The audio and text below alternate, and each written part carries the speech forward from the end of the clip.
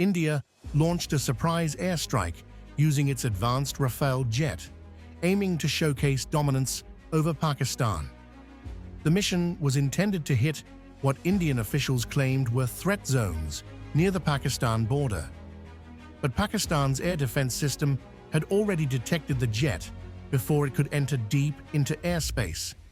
In a swift move, Pakistani defense units activated radar jamming technology and missile launchers. A surface-to-air missile locked onto the Rafale, and moments later, the sky lit up as the jet was hit mid-air. The pilot ejected safely, but the mission failed, with the wreckage falling within neutral ground near the border. Indian media tried to downplay the loss, but images of the destroyed aircraft spread rapidly on international outlets. Meanwhile, Pakistani officials addressed a press conference, showcasing radar logs and surveillance proof of the defense move. Defense analysts worldwide praised Pakistan's preparedness and questioned India's overconfidence.